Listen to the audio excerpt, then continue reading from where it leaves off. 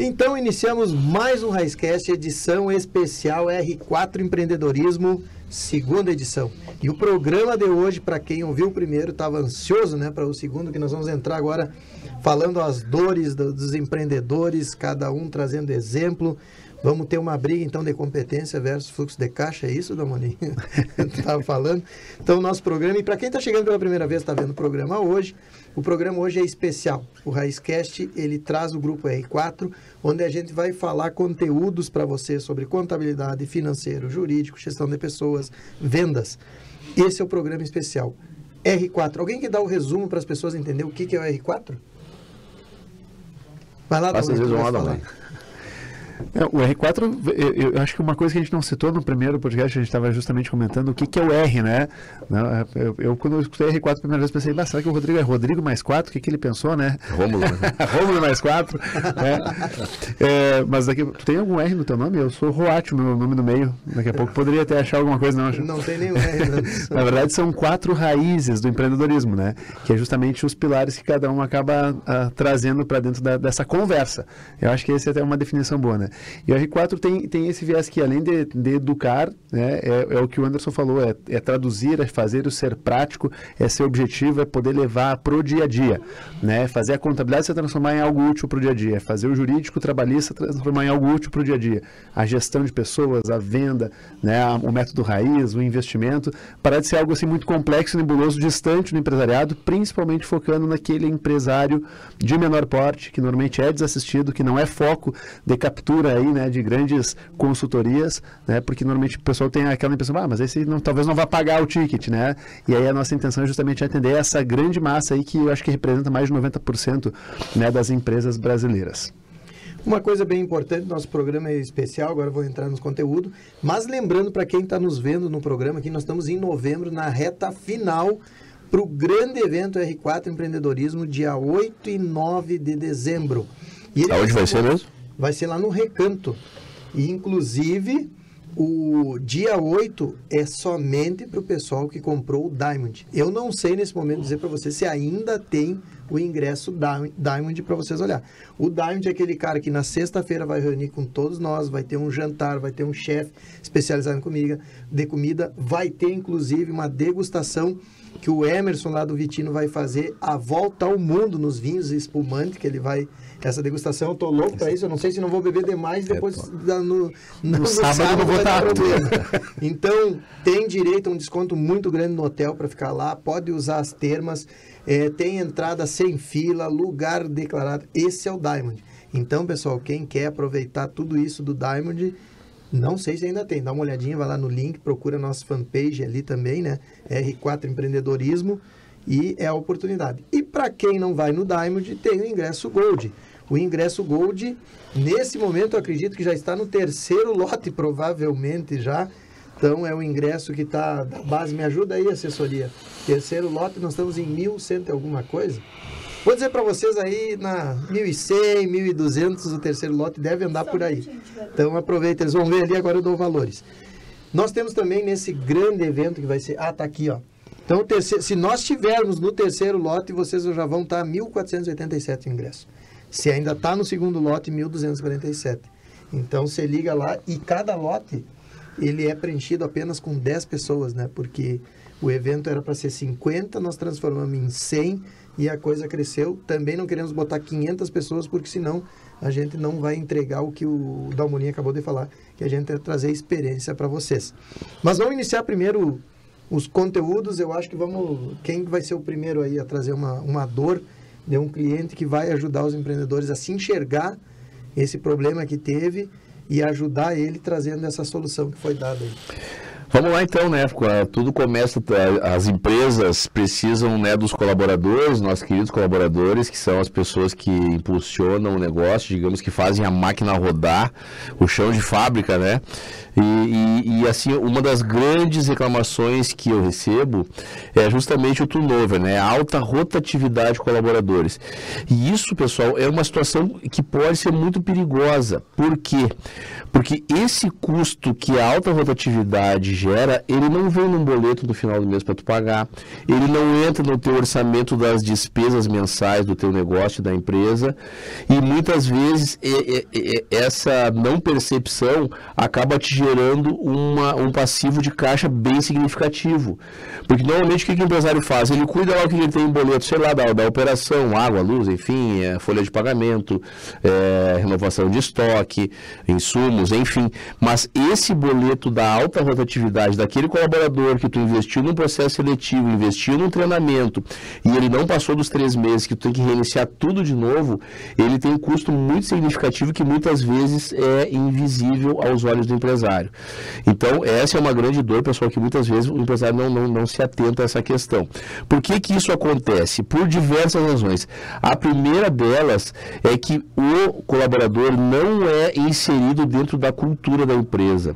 Muitas vezes ele é contratado no contrato de experiência e é jogado para dentro de um determinado setor da empresa, sem uma capacitação, sem um treinamento, sem ele entender o que aquela função dele representa para a máquina rodar, para a engrenagem da empresa.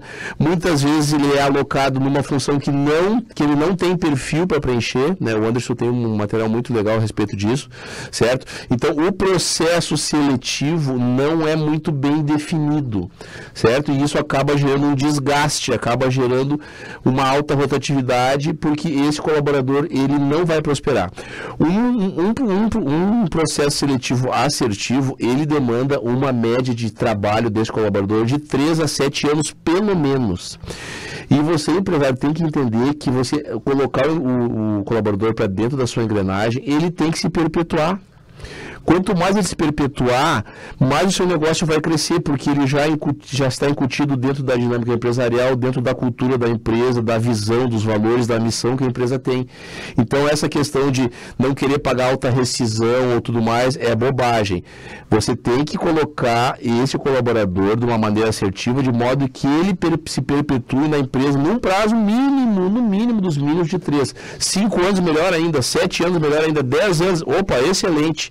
Quanto mais você conseguir perpetuar esse colaborador dentro da sua engrenagem, mais sucesso o seu negócio vai ter, maior crescimento ele vai ter, e você vai acabar com essa rotatividade, que, como eu falei lá no início, gera esse passivo que é imperceptível aos olhos do empresário e que sempre acaba causando aquele furinho no seu caixa. Me permite fazer um comentário? Claro, porque a gente, talvez pela generalizada, não, eu digo generalizada carência de mão de obra que nós sabemos que, eu acho que todos os ramos e setores de atividade acabam vivendo. Eu não sei se vocês compartilham dessa opinião, mas conversando com todo o empresariado que nós atendemos lá no escritório, a gente percebe que é algo assim já ampliado em todos os ramos e setores econômicos, né, a falta de uma mão de obra adequada, né? E aí justamente por essa carência, por essa necessidade, acaba se contratando muito rápido e muitas vezes demorando para ter o processo do desligamento, né? E comento isso fazendo a meia-culpa de saber que muitas vezes nós também lá no escritório falhamos nisso, né? E a lógica deveria ser justamente invertida, né? Demorar para se contratar e ser rápido numa tomada de decisão, eventualmente desligar um colaborador que não está compatível com o perfil de empresa, né? E aí é um questionamento que, para nós, a gente mudou isso no escritório não tanto tempo atrás, e aí um desafio, né, Romulo, das empresas que tu atende e tu dá para essa consultoria, né? Quantas são as empresas, os empresários que têm um processo de onboarding, né? É um nome bonito, mas não é pelo nome em si. O que é o onboard? É a ambientação desse colaborador. É ele entender o que o negócio espera dele, o que o cargo espera dele, né? Se de fato a visão dele de negócio, o posicionamento que ele quer ter para a vida profissional tem a ver com o que o negócio espera, né? Isso, na verdade, no fundo, acaba sendo muito relaxado, né? A verdade é essa, né? Pode doer escutar, mas no fundo acaba sendo isso. A gente não tem um alinhamento de expectativas prévio, com clareza, posto à mesa, com as regras assim bem dispostas e bem claras às duas partes, né? Eu acho que essa é um grande problema. Mas isso tem solução, só para finalizar, Rodrigo, temos muitos temas aqui em vários segmentos da questão empresarial.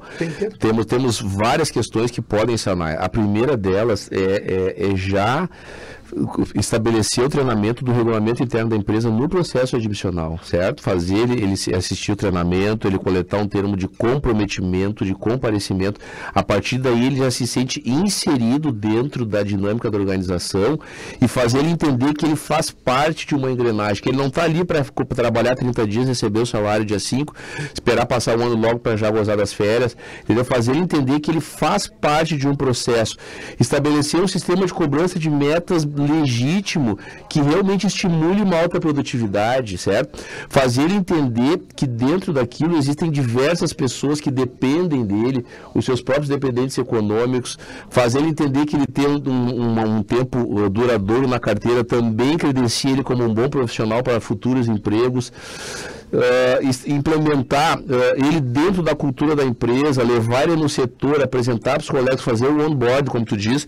Muitas vezes o empresário atira o cara ali dentro e ele está fazendo coisas erradas sem saber. Quando vê, ele está tomando um xingão do supervisor, de um gerente, quando vê, ele está tomando uma advertência por uma coisa que ele nem sabia, ele nem recebeu um treinamento, e isso acaba maculando, ele acaba se sentindo pouco capaz de desempenhar aquela função com perspicácia, né, com eficácia, e isso acaba muitas vezes desestimulando ele a prosseguir no emprego, a pedir demissão, ou então acaba sendo demitido por diversas razões. Então, o empresário não dá bola para isso, mas esse processo admissional é a fase mais importante de tu inserir esse colaborador dentro da dinâmica da tua empresa, certo? A gente insiste bastante nisso porque mais de 90% das empresas, infelizmente, não tem esse processo inicial, e é um processo que pode ser muito significativo e repercutir logo ali na frente, né? E a questão da contratação, primeiro, tu contratar rápido é um problema, por isso que vem a questão do crescimento rápido, te gera um problema muito grande em contratação, né? E uma coisa que eu não aprendi até hoje, não contrata quem tu não possa demitir. E aí vem a questão parente. Isso é... Hoje eu estava conversando com o Carlinhos lá e realmente, e falando com ele, é um sério problema, é uma coisa que eu não aprendi ainda, é não contratar quem tu não pode demitir. E aí nós falamos a questão parentes. Eu achei muito interessante na fala do Rômulo a questão, né, não é o custo da rescisão em si. Esse custo é algo que tu programa, tu consegue quantificar, tu consegue provisionar mês a mês. A gente tem lá no escritório tabela pronta disso. Eu te dou a tabela, tu lança o salário e eu vou saber quanto vai custar a rescisão, né? Então não é essa a questão, é o custo que está invisível ali, a capacitação, o treinamento, tudo aquilo que foi investido em paralelo que eu vou ter que reinvestir novamente, né? É o tempo do treinamento, né? E isso não vem num boleto para ti no final do mês. Tu não vai lá no teu caixa, olha, computa aí que eu tive que recontratar, que eu tive que, sabe, então... Tu pega na Solar ali, se tu vem, por exemplo, o pessoal da venda, tu tem engenharia, tu tem comercial, tu tem financeiro, todo mundo tem que treinar aquela pessoa, perde o tempo de todo mundo, e tu treina e daí 30 dias depois a pessoa... Outra coisa, hoje em dia tu tem várias ferramentas, tu pode deixar um treinamento gravado. Tu não precisa chamar o expert, o gente, para cada pessoa que entra, tu dá uma cópia do regulamento interno treinado, tu faz o treinamento gravado, a pessoa assiste, recebe uma cópia, e as pesquisas comprovam que esse procedimento admissional, o próprio colaborador se sente protegido, ele diz, opa, eu estou numa empresa organizada. Agora eu sei que aqui dentro eu vou dar o meu máximo, porque eu tenho um programa de crescimento de cargos, de crescimento de remuneração, um programa de metas muito bem estruturado que me recompensa de uma forma gratificante, entendeu? Então são ferramentas, mecanismos que não é um custo, mas sim é a chave para o crescimento do teu próprio negócio, né? Só que para encerrar esse assunto, assim, hoje esse é o grande problema em gestão de pessoas. As pessoas não querem evoluir. As pessoas, elas querem ganhar mais sem apresentar mais. E lembrando que a questão salarial hoje é uma troca, né? A empresa, ela paga pelo serviço que tu executa. E muitas vezes a pessoa quer mais e não vai treinar. Quantas empresas no Brasil hoje vocês conhecem têm um programa de crescimento de função, salário, de crescimento dentro da empresa? Um sistema de cobrança de metas que possibilite um crescimento, uma participação no que a empresa está crescendo. Aí o que acontece? Tu insere o cara no processo de crescimento da tua empresa. E aqui é tudo na contramão, infelizmente, tu coloca o colaborador, tu quer tirar o sangue dele, certo? Sem preparar ele, sem qualificar, sem dar o treinamento, e acaba do jeito que a gente sabe, né? Alta rotatividade, muitas vezes o colaborador sai falando mal da empresa, né? O que não acontece quando tu tem esse sistema bem estruturado, admissional, e aí por aí vai, né? Anderson, agora é contigo, eu acho que tu tem dois temas para te entrar. O pessoal, CPF, que é o primeiro, eu acho que tem que falar, e o segundo, CNPJ. Sim, é importante, né? Hoje o pequeno empresário, ele inicia misturando, né? É normal, todo mundo faz isso, assim, né? Estão iniciando, sobrou, vai para um bolso, vai para o outro. Eu acho que só o Dalmolin não fez isso, ele é tão didático, o Dalmolin, que eu acho que ele não fez isso. Mas é importante, sim, a gente ter uma boa administração financeira, né? E saber, principalmente, investir o seu dinheiro. Porque antes da gente ter um negócio de sucesso, a gente precisa ser uma pessoa de sucesso. E para isso eu tenho que ter um bom planejamento. E falando uma linguagem simples, né? É saber quanto que eu ganho e quanto que eu gasto. Saber exatamente essas duas coisas. A Julie está ouvindo. É muito importante, Julie. Quanto tu ganha e quanto tu gasta. E a gente costuma focar sempre na despesa, né? Poxa, essa conta não está fechando. Eu vou lá, vou reduzir meus gastos. E muitas vezes o problema está no faturamento. Ou seja, eu preciso ganhar mais. Preciso achar maneiras de ganhar mais. E como é que eu faço isso? Primeiro eu tenho que investir em mim mesmo, investir em conhecimento. Porque é o conhecimento que nos liberta, é o conhecimento que vai fazer com que a gente tenha condições de produzir mais, entregar mais resultados para a sociedade. E essa é a primeira maneira, né, da gente parar de, vamos dizer assim, de trocar tempo por dinheiro, né? Que na realidade, o que é o trabalho se não é a gente estar trocando tempo por dinheiro? E uma das formas de a gente trocar tempo por dinheiro, primeiro, investir em conhecimento, né? E segundo, é investir. Investir, saber investir seu dinheiro. Investir é diferente de guardar. Sempre falo nos nossos encontros, né? E é bom a gente repetir, porque eu acredito que a mãe do aprendizado é a repetição. Mas não teria problema eu guardar meu dinheiro embaixo do colchão se os preços não subissem, mas os preços sobem. Nome disso, inflação. Eu faço sempre quando eu apresento lá, eu faço esse comparativo. Imagina, há 10 anos atrás, tu ter colocado teu dinheiro embaixo do colchão, R$1.000. Vai lá hoje, está lá os R$1.000. E aí faz um comparativo. Não que esse seja um exemplo, seja uma indicação de investimento, mas só para efeitos de cálculo. Se há 10 anos atrás tu tivesse comprado esses R$1.000 em dólar, dólar na época estava 1,60 e poucos, compraria uns $520. Vai lá embaixo do colchão, está lá os $520. Traz para reais hoje, dá em torno de uns R$3.000. Aí tu pode pensar, puxa, multipliquei meu dinheiro por 3. Na realidade não. O que tu fez? Tu só manteve o poder de compra do teu dinheiro. Eu quero dizer que os 3.000 de hoje equivale a R$1.000 de 10 anos atrás. Ou os teus R$1.000 equivalente a 300 e poucos hoje, né? Então, por isso que é importante, não só a questão da pessoa física, a pessoa jurídica, saber também investir seu dinheiro. O dinheiro tem valor no tempo. Se eu deixar de hoje, se eu deixar 5 dias meu dinheiro parado na conta, pessoa jurídica, eu estou perdendo dinheiro. E hoje, poxa, está rendendo aí, enquanto a gente conversa, é muito próximo de 1% ao mês. Não sei se você sabe, mas você sabe quando fecha a conta de um banco? Como que ele fecha o dia? A quanto tem que fechar essa conta? Ela tem que fechar a 0. Se o banco, ele captou bastante dinheiro, ele ficou positivo, ele tem que emprestar na maior taxa que ele conseguir, entre os bancos. Se ele fechou negativo, ele tem que captar na menor taxa que ele conseguir, diário. E olha quanta gente deixa o dinheiro parado ali, 5, 6 dias, não se dá por conta disso. Analisa isso. Porque às vezes a gente não se dá por conta, né, de um pequeno valor, mas analisa, multiplica isso por 12. Olha quanto dinheiro a gente está deixando na mesa com os bancos. Então, isso que a gente faz aqui na questão do R4, a gente está junto para quê? Para alertar o empresário que esses pequenos detalhes... É difícil um empresário ter um grande problema, ele tem vários pequenos. E essas questões, esse simples hábito de mudar e começar, poxa, mas faz sentido. Está me sobrando dinheiro hoje, eu já vou mandar para lá, nem que eu vá precisar daqui a 2 dias. Ele vai me render. Ah, é pouco? É, sim, mas esse pouco analisa, ele multiplica por 2, tu vai ter uma real noção. Então, são pequenos detalhes, e é isso que a gente alerta, para isso que a gente veio. Estamos unindo esses nossos conhecimentos aí para facilitar para aquele pequeno empresário, aquele que quer mudar, né? Porque não adianta o cara ir lá, investiu, foi lá, ficou o dia inteiro conosco, entrou num ouvido, saiu no outro, não fez nada para mudar, né? Eu bem digo, né? Se a gente quiser... se a gente quer ser uma pessoa melhor, nós temos que nos tornar aquela pessoa que a gente ainda não é. Como que eu vou fazer isso? Conhecimento. Não adianta, investir em conhecimento. Não tem outro segredo. E uma coisa que eu sempre digo, né, Rodrigo, e isso a gente pode garantir, que é a nossa garantia incontestável. Se o empresário colocar em prática esses ensinamentos, eu tenho certeza que o negócio dele vai caminhar de uma maneira mais próspera, a vida pessoal também, porque tudo muito experimentado, nossas vidas profissionais, a gente tem uma trajetória aqui já longa, cada um no seu segmento, então a gente quer entregar isso porque a gente tem essa convicção, essa certeza, e as pessoas que já participaram nos primeiros formatos, né, Rodrigo, lá, a gente tem essa recompensa, né, esses depoimentos sinceros de que realmente é uma experiência transformadora, né, então não dá para perder. E serve para qualquer negócio. Para qualquer negócio, exatamente. Não sei se as pessoas estão escutando aqui perceberam, né? Existe algo muito valioso em todo e qualquer negócio. Quem percebeu isso está ganhando muito dinheiro. E aí eu, como sou do mercado financeiro, eu me atrevo a dizer o seguinte: é mais valioso que criptomoeda, é mais valioso que dólar, que bitcoins, é mais valioso que qualquer tipo de investimento. Não sei se você sabe qual é, né? A moeda do momento agora. O que é? Atenção.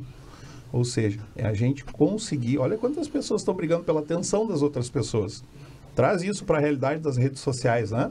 Então, tu está sempre ali com o telefone, está passando, até que chega alguém que te chama o quê? A atenção. Né? E aí, se tu conseguiu fazer aquilo, e aí trazendo para a nossa realidade, né? Por que vale para cada negócio? E isso nós, conversando entre nós, percebemos. Poxa, nós também temos que entregar algo, né? Sobre posicionamento do pequeno empresário. Todo mundo pode estar nas redes sociais. Todo mundo gera valor para a sociedade. O que é um negócio se não é aquilo que gera valor de alguma maneira para a sociedade? Poxa, eu entrego tal coisa. Eu tenho o meu diferencial. Meu diferencial é esse. Saber isso, isso é posicionamento. Eu sei o que é meu diferencial. Vamos pegar exemplo, pizzarias, tem quantas na cidade? Vamos pegar... O nosso negócio é muito provável que tenham concorrentes. Mas qual o nosso diferencial? Isso é posicionamento. E baseado nisso, nós resolvemos trazer quem? Quem vai trazer um exemplo de posicionamento nas redes sociais. Olha que entrega maravilhosa nós vamos fazer lá no dia 9 de dezembro. Trazendo uma pessoa que é referência, que cresceu muito no digital, fazendo o quê? Atração, posicionamento, saber o que vai entregar. O pessoal que vai estar lá no dia 9, ouvir o que esse cara que nós estamos trazendo, que é o professor da oratória, né? Se vocês não seguem ainda, segue ele lá, é o professor da oratória. Está trazendo o quê? Posicionamento, está trazendo algo sobre atenção digital. E nós, poxa, por que a gente não pode trazer um cara lá de São Paulo aqui para Santa Maria para gerar o quê? Valor para o pequeno empreendedor que muitas vezes não teria condições de ir lá em São Paulo para ouvir o cara, né? E aí agregando mais coisas. O Rômulo falando do jurídico, o Matheus Dalmolin falando de uma parte contábil, né? E não contabilidade como a gente vê de qualquer maneira, assim, né? Eu trazendo sobre essa questão do dinheiro, o Rodrigo trazendo, assim, o raiz mesmo, o método raiz dele. Tudo isso num só lugar, poxa. É muita coisa, né? E para isso acontecer, nós temos aqui, olha só, e como acredito e como a coisa funciona, né? Nós estamos aqui com os patrocinadores, a Cancian Imóveis, a Agência Next, Vox to You, Pizzaria Bela Trento, já me deu fome, a Agência Metz, Todeskine, Parrija Il Paraíso, mais fome deu, Ford Super Alto, Smart Outdoor e Rodrigo Farcilli. Os patrocinadores. E apoiadores, Colégio Tote, Bluster Áudio de São Paulo, a empresa, Rank Store e Your Code. Isso? Your Code? É isso aí. Olha só, todos os patrocinadores e apoiadores que acreditam nesse evento, o quanto esse evento vai ser, né, no Recanto do Maestro, focado nisso aí. Dalmolin, e tu, qual uma das maiores, a maior dor que tu vê entre todos os teus clientes aí? São várias, na verdade, né? Mas algumas delas a gente conversa nas imersões, vai abordar no evento da R4, mas eu me atrevo a pensar na dor originária, assim. Que é o quê? O momento da formalização lá do negócio, do CNPJ, né? E aí eu acho que é um ponto que quase ninguém adentra, pouco se discute, que é justamente a elaboração do próprio documento constitutivo, a certidão de nascimento do negócio, que é o contrato social. E essa dor que eu comento agora, ela é especial, né, para aquelas empresas que têm sócios, né, que tem mais de um proprietário. Quando a gente está empreendendo individualmente, isso não é tão latente, mas a gente percebe, é muito comum, justamente pela falta de recursos, capital, etc., é muito comum que eu me me associa a outras pessoas para empreender, né? Dado o custo que isso exige. E aí é um ponto, a formatação do contrato muitas vezes é feita de uma forma rasa, automática, um modelo padrão, né? E a gente sabe que lá no documento do contrato social, lá nessa, assim, eu sempre faço analogia, né, entre a certidão de nascimento e o contrato, né? Eu, como pessoa física, tenho formalmente a minha existência, né, apontada com a minha certidão de nascimento, que vai especificar lá de quem eu nasci, quem são os meus pais, em que localidade, etc., né, peso, etc., os dados ali meus cadastrais iniciais, né? E o equivalente a isso no CNPJ é justamente o contrato. E lá no contrato eu vou regulamentar toda a minha relação social. E a gente percebe lá no escritório, assim, problemas muito recorrentes, né, de empresários que eram amigos, que eram sócios, deixaram de ser amigos e aí depois não tem uma metodologia de organização contratual para resolver conflitos da sociedade, cônjuges que são sócios e depois não tem uma metodologia de resolver essa dissolução, né? E aí a gente percebe que coisas que podem estar contidas dentro do meu contrato social não são muitas vezes discutidas sequer. O que é isso? Eu quero saber como é que funciona uma sucessão. Se eventualmente alguém vem a faltar, ocorre o falecimento de um sócio, como é a regra? Eu vou deixar isso para a regra geral lá do Código Civil ou eu vou regulamentar, né? A gente sabe que o direito hereditário ele é inevitável, né? O herdeiro de um sócio ele vai ter direito, né, à participação, ao patrimônio que aquela cota representa. Mas não necessariamente ele vai ter direito a participar da gestão do negócio.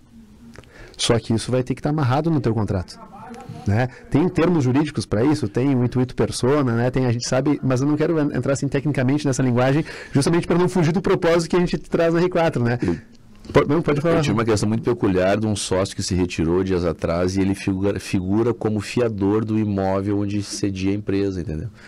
Aí foi uma questão até que não existia nada no próprio contrato social, que gerou um pouco de dúvida de como notificar, de que maneira ele poderia se exonerar. Então, daí a importância desse documento constitutivo, né? Não, são diversas questões, e aí são várias questões. Um outro exemplo, assim, bastante comum, né? Eu tenho sócios, beleza. A minha empresa não possui uma assinatura própria dela. A pessoa jurídica não tem braço, né, para poder assinar. Ou seja, eu tenho que nominar quem é o sócio que representa o negócio com a sua assinatura, né, popularmente conhecido como sócio administrador. Se eu tenho 2 sócios, talvez seja algo fácil de combinar. Mas se eu tenho 5, todo mundo pode assinar representando a empresa? Eu posso personalizar essa cláusula. Eu posso dizer daqui a pouco que para representar o negócio, eu tenho 5 sócios, eu quero a assinatura de 4. Só que isso eu crio um certo engessamento para o negócio. Lá dos 4 sócios, está alguém viajando, se capacitando de férias, alguém doente, hospitalizado. Se eu não tenho assinatura de 4, eu travo a empresa, não posso assinar nenhum ato, né? Não posso tomar um crédito se eu precisar, não posso assinar um cheque, apesar de não ser o mais usado, né? Não posso fazer nenhum contrato. Mas também eu abrir mão disso e daqui a pouco dar a possibilidade para uma pessoa assinar sozinho, representando o todo, de acordo com a sua vontade, eu dou a liberdade, ótimo, a parte positiva é isso, eu dou a autonomia para cada sócio lá representar a empresa, mas eu também crio insegurança. Porque daqui a pouco um sócio que discorda dos demais, acha que a empresa tem que tomar um crédito, no momento como a gente está vivendo, taxa de juro alto, e vai lá de forma individual e autônoma, toma o crédito e assina representando a empresa, o crédito está tomado em nome do negócio. Então, esse balanço, essa discussão tem que ser feita, né? Tem que ser feita. Existe uma figura que não é nem o próprio contrato, que é o que a gente chama de acordo de cotistas, que é um documento complementar ao contrato, onde eu posso regulamentar essa relação. Quais são os meus direitos, quais são as minhas obrigações, o que eu estou assumindo de responsabilidade no negócio. A gente recebe muito no escritório isso, eu vou ser sócio, mas e se eu trabalhar mais que o meu sócio? Como é que eu posso travar isso? Eu vou ganhar a mesma coisa? Né? E a gente tem que entender que se o meu capital dentro da empresa é a minha participação, né? O meu percentual do negócio é o mesmo do meu sócio, via de regra, né? Eu tenho a possibilidade de participar nesta mesma proporção igual do resultado. Mas o contrato pode prever que eu possa participar dos lucros de uma forma desproporcional ao patrimônio.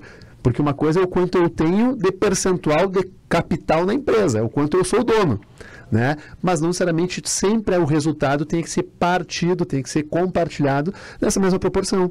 Mas isso eu tenho que trazer ou dentro do acordo de cotistas, né, de sócios, ou eu tenho que trazer no próprio contrato social. Se eu não trago essa especificação, via de regra, eu participo na mesma proporção. Então, são vários os detalhes. Por exemplo, eu estou casado com meu sócio, é bastante comum, né? Me divorciei. Como é que fica essa regulamentação? A empresa vai ser avaliada para a gente dissolver? Quem vai sair? Quem é que fica? Que metodologia nós vamos usar para avaliar a empresa? Existem várias, né? Um serviço com um nome bonitinho chamado Valuation, né? Tá, mas qual que é o método que nós vamos escolher para ser o método de avaliação e aí a gente poder decidir definitivamente quem sai e o quanto cada um tem que reembolsar ou pagar ao outro, né? Então, são N situações que poderiam ser resguardadas, né, asseguradas dentro do contrato de acordo com cotistas, e são situações que muitas vezes não são previstas, porque eu abro um negócio como? Às pressas. Eu vou lá, aloco uma sala, começo a fazer uma reforma, faço o projeto arquitetônico, que é a parte gostosa, bonita e tal, e esqueço de procurar um contador. Eu normalmente procuro o contador depois que o negócio está prestes a abrir, dizendo, preciso abrir um CNPJ aí porque eu vou inaugurar. Só que se a gente fosse pensar, a lógica é totalmente invertida. O CNPJ não nasceu. Como é que eu estou fazendo um gasto numa reforma, num imóvel comercial, sendo que a pessoa que é a titular dessa reforma nem existe? O primeiro passo é abrir o CNPJ. Aí depois jogar o dinheiro para dentro do CNPJ, que é o que nós chamamos lá de capital social. O que é o capital social? Não é nada misterioso. O capital social é o quanto de dinheiro particular da minha vida eu estou destacando, isso aí, e eu estou botando no meu negócio. Para custear a obra, para ter o meu fluxo de caixa lá no início para pagar as primeiras contas, né, para pagar eventualmente os gastos com abertura, de formalidade, para custear serviços de assessorias jurídica, de investimento, de contabilidade, né? Então isso tem que ser bem pensado. E este é o primeiro ato. Fazer nascer a pessoa jurídica, fazer nascer o negócio e depois começar a gastar em nome dele, depois começar a firmar compromissos em nome dele, né? E todas essas discussões que a gente estava falando são fundamentais. Definir quem vai representar o CNPJ, qual que é o escopo e a abrangência das atividades que ele vai executar, né? Em que local vai se situar? É um local compatível com a atividade que eu quero? Isso também é outra coisa que eu já sofri lá no escritório.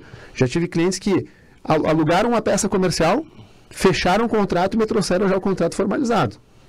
Aí a gente foi analisar pela atividade cadastrada, eu quero ter uma atividade atacadista. E a atividade atacadista no local onde ele tinha alugado, de acordo com o plano diretor da cidade, não era permitida. O que acontece?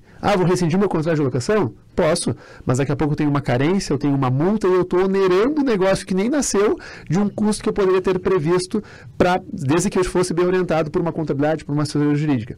Então, o ponto assim, basilar que eu começo é lá o princípio. A minha sugestão, obviamente, pensando na melhor das práticas, né? Antes de decidir o que fazer, antes de locar a peça, antes de começar a gastar em nome do empreendimento, consultar um contador, consultar um advogado para discutir essas questões e prioritariamente fazer nascer um negócio, o CNPJ, antes de qualquer gasto inicial. Tu sabe, Damolim, que aproveitando esse gancho, uma das questões que eu brigo muito e que o pessoal insiste e tem esse costume, eu chamo até vício, é pedir um modelo. Me manda um modelo de contrato social, me manda um modelo de contrato X, me manda um modelo de advertência, me manda um modelo pessoal, modelos não só fotográfico para mim que existe hoje. O resto tudo não existe modelo. Cada situação tem as suas peculiaridades. Então, muitas vezes o empresário, para fugir de um suposto custo, vai atrás dos modelos na internet, no Google lá, buscando o modelo do contrato social, do contrato de locação ou de qualquer outra coisa, e isso acaba gerando depois um passivo logo ali na frente. Então, eu sempre brinco com essa questão de se desvincular desse vício aos modelos. Cada situação tem uma peculiaridade, cada empresa tem as suas características, cada negócio jurídico que tu faz em nome da tua empresa ou com pessoa física, enfim, tem as suas peculiaridades, a sua margem de risco, a questão de uma eventual inadimplência, a questão de uma multa se pode ser honrada até mesmo pela parte que deu causa à rescisão contratual. Então, tudo isso tu tem que mapear, ver a capacidade financeira das partes, ver se não está colocando alguma coisa que foge à função social da empresa ou que pode ser considerado norma em contrariedade a uma norma de ordem pública, a uma questão de cada negócio. Então, a questão do modelo é uma questão que eu sempre brigo, as pessoas têm muito esse costume, né, de pedir um modelo, me manda um modelo. Sabe que hoje eu estou igual o Anderson, que eu estou observador, eu estou observando. E uma das coisas que eu acho que o principal da Molinha, até antes do cara formular o CNPJ e o cara que vai botar o negócio, é ele pensar duas situações. A primeira, ele vai botar no capital o dinheiro que vai sustentar ele durante os primeiros meses que não tem lucro, atividade, ou ele tem como sobreviver sem tocar no dinheiro da empresa. Eu acho que isso é o fator principal hoje, porque a maioria das pessoas, ela abre uma empresa achando que aquela empresa já vai começar a pagar ela no primeiro, segundo mês, e ela não bota aquele custo, e aí ela se aperta. Usa o capital de giro particular para investir no negócio, daí tem que sangrar o negócio no primeiro mês, porque não conseguiu ter a sua gordura lá na vida particular. Juntei meu dinheiro, peguei a indenização do trabalho, vou montar minha empresa, estou com 30 mil aqui. Aí o custo para montar a empresa lá foi 28 mil. E no primeiro mês ele já não tem dinheiro para pagar as contas, segundo que não vendeu, está abrindo negócio, está fazendo... Então, eu acho que o mais importante hoje, o cara tem que saber, quando ele vai abrir um negócio, dentro dos custos fixos que ele tem, as contas, ele tem como receber, ou ele nem vai tocar dinheiro na empresa, ele sobrevive de outra coisa. Porque as margens são baixas, né? No geral, claro que tem negócios excepcionais que daí tem alta margem de lucro, né? Eventualmente negócios muito escaláveis, etc. Né? A gente sabe que tem tipicidades, tem produtos com muita margem dentro do produto e tal. Mas é aquilo que a gente sempre fala, né? Para ser bem pontual, né? Empresa comercial não tem margens líquidas que superam muito o percentual entre 8% e 15%. Não olha, até existem negócios que têm, mas o normal para o grande ramo comercial e até industrial gira nessas faixas, de 8% a 15% de margem líquida. Então, tu percebe, eu faturo 100 mil reais no mês com o meu negócio para ter um resultado líquido lá para a minha vida particular, e não a minha vida. Se eu tenho 3 sócios, é para a vida dos 3. A margem é a margem que o negócio tem capacidade de gerar. O negócio consegue gerar daqui a pouco 12%, 13% da margem líquida, vai gerar, então, faturou 100 mil, vai gerar 12, 13 mil para os sócios viverem. Se eu sou um sócio só, beleza. Se eu sou 3, é dividido em 3. E aí vem detalhe, né? Tá faltando 12 mil, tu tem fluxo de caixa suficiente para dar uma crise, tu tem dinheiro lá na empresa que paga as tuas contas fixa. Porque o que acontece, o cara desde o início, sobrou 12 mil, vamos dividir entre os 4 aqui, dá, né, 3 mil para cada um e vamos tirando todo mês. Chega final do ano, virou o ano, tu deu uma crise, tu não tem dinheiro, porque tu tirou todo mês, tu estava vivendo do lucro. E essa margem que eu falo é a margem, assim, padrão generalizada do setor comercial, né? Quando a gente entra, claro, volto a dizer, tem peculiaridades, tem nichos específicos que têm valores diferentes. E a outra grande grupo de serviço a gente sempre discute, né? A margem líquida final é um pouquinho melhor. Porque no serviço eu não tenho aquele custo do produto, do insumo que eu tenho que comprar para revender, da logística de estocar, do custo da manutenção do estoque. Então, isso nos traz uma margem líquida melhor.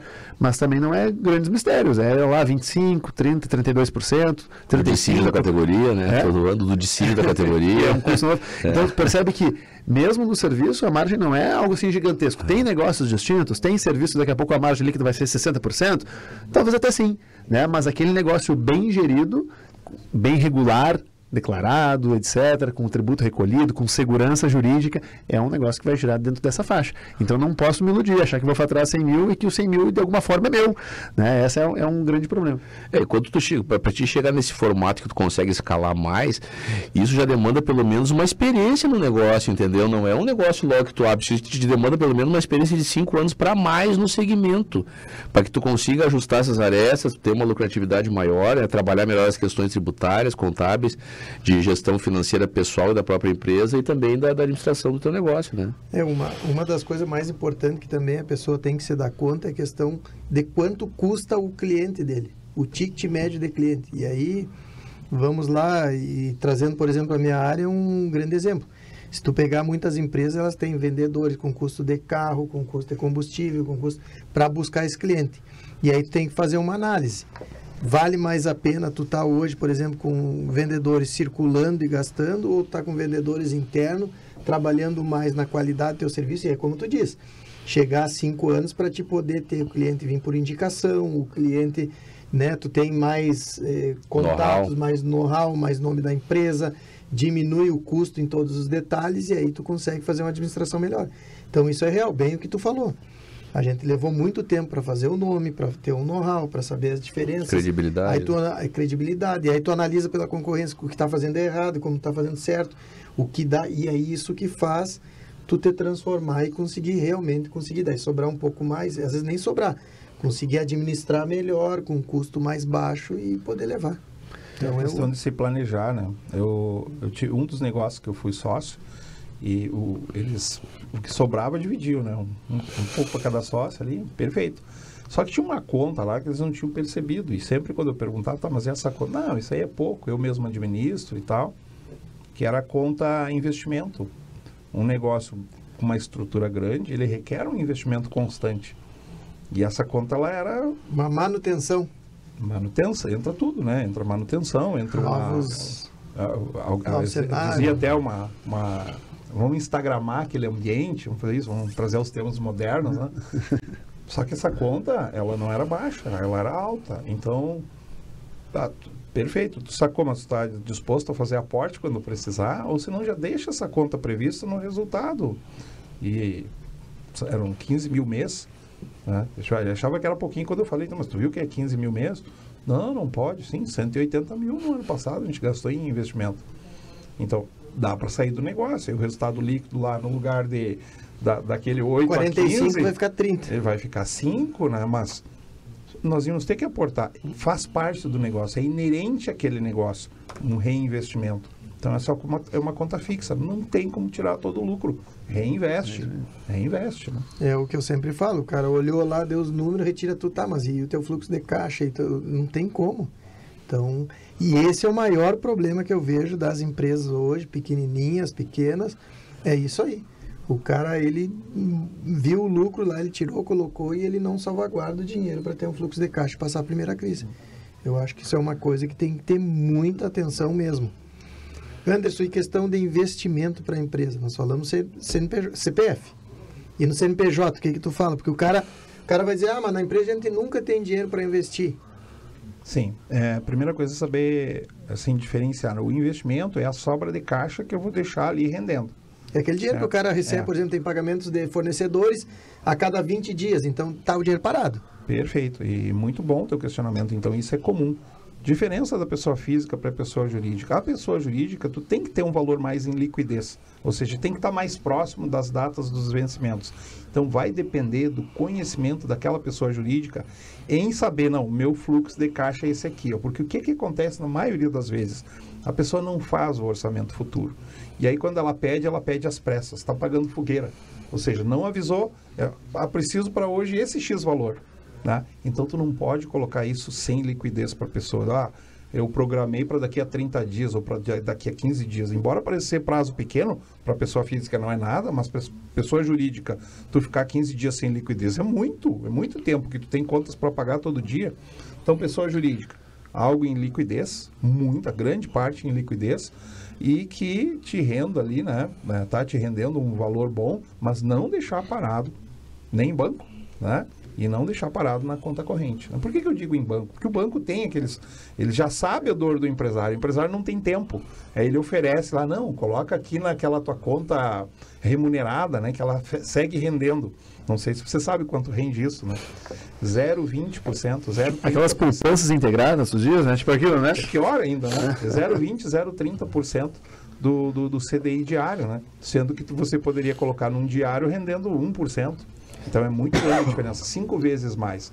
Mas é aquela questão, o empresário não parou para pensar, acabou deixando 2, 3 dias e não viu o valor que ficou na mesa lá.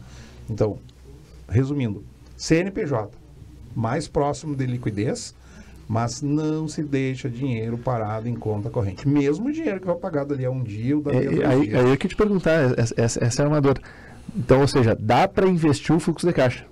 Com certeza. É isso aí. Essa é a pergunta. Pega o exemplo dos grandes. Quem são os grandes? Tu tá com o dinheiro parado na mesa da mulher. Exato. Não, perfeito. Quem são os grandes hoje, né? Os grandes grandes hoje, o exemplo dos grandes são os bancos. Então, a gente tem que aprender com quem sabe, né? O banco não deixa dinheiro parado por um dia. Se ele ficou positivo, ele vai emprestar na melhor taxa que ele conseguir. Se ele ficou negativo, ele vai tomar emprestado entre os bancos. Tá? Esse é o termo CDI. Né? O CDI, o que ele é? Né? Ele é o resultado do empréstimo diário entre os bancos. A gente confunde, não, o CDI é a mesma Selic. Não, a Selic é uma meta. O governo determina lá que a taxa referencial é aquela ali. E aí ele vai pagar os títulos públicos através daquela taxa. Como os bancos têm títulos públicos em garantia, ele é um referencial. Mas o CDI ele é diário, então o resultado daquelas operações entre os bancos gera aquela taxa diária, que é o CDI, que ele dá em torno de 0,10%, um pouquinho abaixo da Selic. né? Então o banco não deixa dinheiro parado em conta, então a gente tem que aprender com quem sabe. Por né? que o Dalmolin deixa parado, viu, Dalmolin? Não, eu quis, na verdade, objetivar a pergunta, né? Porque é uma pergunta de uma forma bem clara para todo mundo, né? Fluxo de caixa, dá para investir, porque isso é um mito, na verdade, né? E aí eu te faço uma outra pergunta. O quanto tu atribui em relação ao desconhecimento dos modelos de aplicação? Essa eu acho que é uma questão também muito grande no Brasil, né? Vou falar uma besteira talvez aqui, tu me corrige, tá? Mas é um percentual inexpressivo da população que investe, né? Sabe o percentual exato, Anderson? Eu acho que em torno de 5%. É uma coisa, eu lembro que é bem pequeno. Não, dá né? bem Então, para pensar, né? E o que essa baixa adesão ao investimento significa? Muito provavelmente o desconhecimento. Volta naquela questão de estudar, né? Buscar assessoria para ter o conhecimento. Porque o pessoal não investe justamente pelo medo de, mas se eu investir, daqui a pouco um dinheiro que eu estou precisando no meu fluxo, pode ser que daqui a 15 dias eu tenha que pagar uma conta e eu não tenha a disponibilidade. Mas tem meios de investimentos que tem esse resgate. Semanal. Né? Semanal. E aí um outro ponto, porque não existe nada mirabolante, fora assim boletos, obviamente, de fornecedores que têm os seus vencimentos bem diferentes, né? A gente tem muito cliente que trabalha com isso, né? 7, 14, 21 prazos dentro do mesmo mês tem 3 vencimentos, né? Exatamente. Então, isso é uma loucura típica e específica do mundo comercial. Mas fora isso, a grande esmagadora maioria dos nossos contratos vence na primeira quinzena. A verdade é essa. Quantos de vocês têm contratos, boletos, etc., vencem ali de 10 a 15, é o normal. Ou seja, depois do dia 15, existe uma tendência muito forte e grande de que o dinheiro fique 15 dias parado, metade do mês, entendeu? Também tem que fazer os pagamentos sempre ser um dia da semana, né? Tu te organiza, toda segunda-feira é dia de pagamento, mas os principais estão dentro dos primeiros 15 dias. Mas é só tu fazer tem as questões de tributos ali, como a gente falou, tributo, imposto de renda, tributo federal, depende do regime, pode ser o último dia útil do mês, Simples Nacional é dia 20, né? Os encargos de previdência, dia 20, folha de pagamento, quinto dia útil.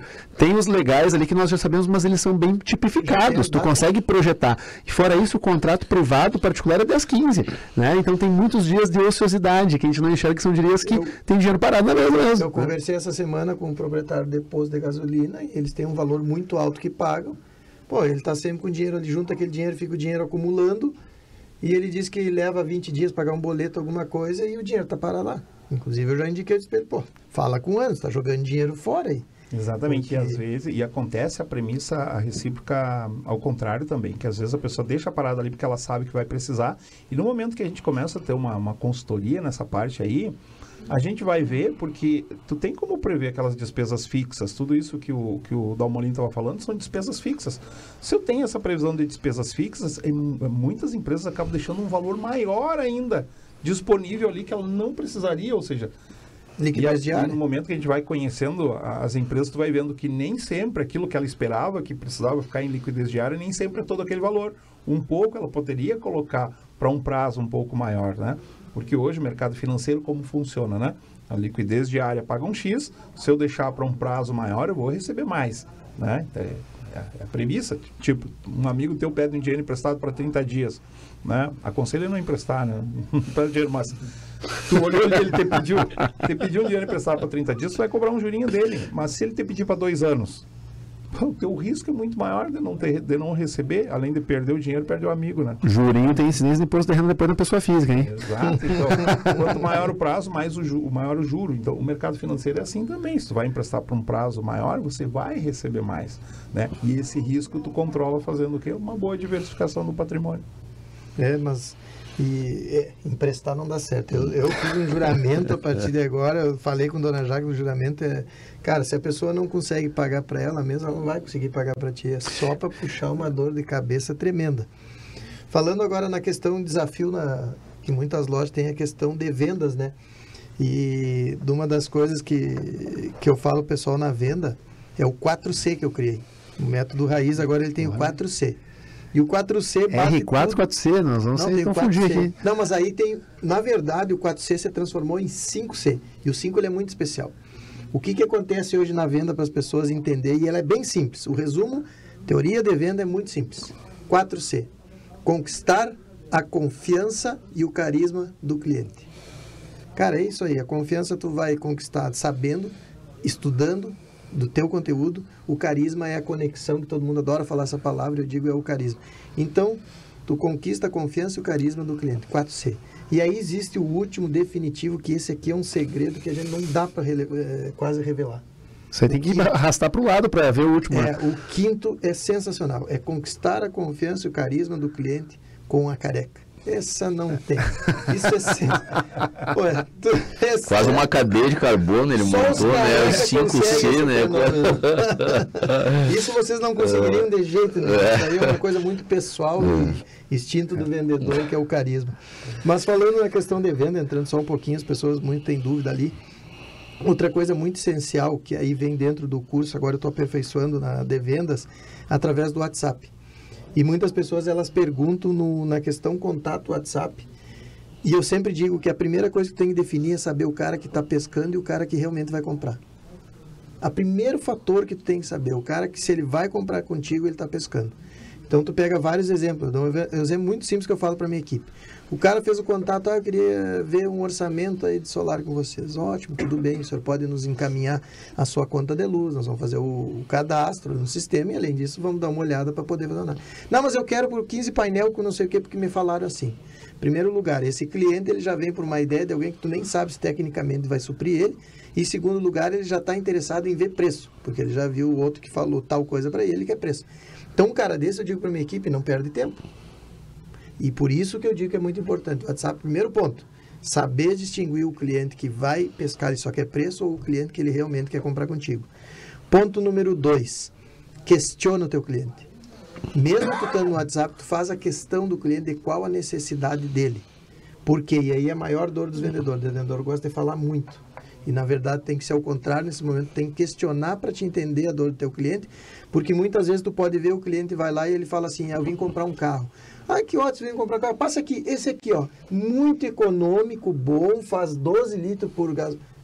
Mas eu não te pedi, eu não tô... Aí o cliente vai pensar, em primeiro lugar, que eu não quero um carro econômico. Eu quero conforto, não quero economia de gasolina, nem falei isso, nem estou precisando. Já perdeu a venda. Então, é um exemplo. Por isso que tu tem que questionar. Então, questiona, mesmo no WhatsApp, que é o melhor ponto de venda hoje, é o WhatsApp, porque a pessoa vai te responder a hora que tiver tempo. E o último, número 3, é daí tu demonstra o teu conhecimento total, falando para ele, segundo isso, tem que ser muito decisivo. O senhor precisa disso, a orientação é essa. Mesmo sendo no WhatsApp. E a partir disso que tu pegou confiança, passou o cliente, aí tu marca. Ou ele vem fazer uma visita, ou tu ir para lá, ou tu puder ligar para ele. Então, essa é a dica que eu dou hoje, falando em venda rapidinho, depois, óbvio que tem mais através do curso.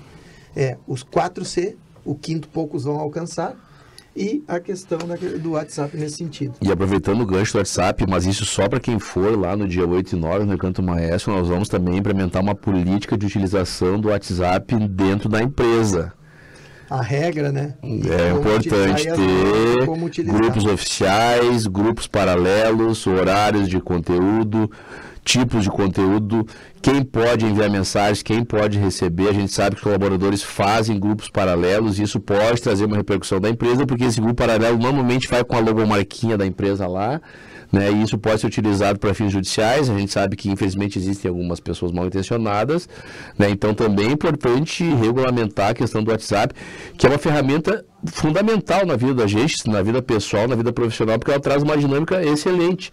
Tu pode enviar diretrizes, documento, relatório de visitas, mas ele tem alguns limites, né? Temos questão de uma eventual publicação do ranking de metas no grupo, né? Questão de utilização do horário do aplicativo, várias questões que só quem for lá no dia 8 e 9 nós vamos ensinar a como implementar uma política interna, dentro do regulamento interno da empresa, da utilização correta do aplicativo WhatsApp, blindando a empresa de ações judiciais, ações trabalhistas. Vai ter todos os detalhes, isso vocês vão ter lá no evento. Mas uma pergunta, e se os caras pegar um vinho do Padre, esse aqui, o vinho do Padre, que é um vinho colonial, qual é a diferença da molinho do vinho colonial para o vinho artesanal? O colonial vai água e o artesanal é só o suco da fruta, olha aí. Olha aí, então aprendeu no outro programa, né? Decorou. E se o cara quer beber um vinho na empresa, isso pode, não pode? Pode ocorrer alguma coisa, problema? Tomar um vinho do Padre na hora lá? Pois então, na hora da confraternização, certamente que não, né? Mas durante o expediente pode trazer um sério problema para ele.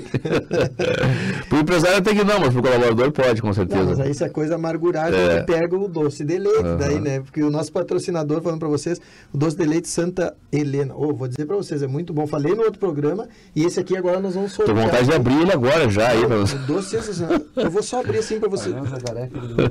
Olha aqui.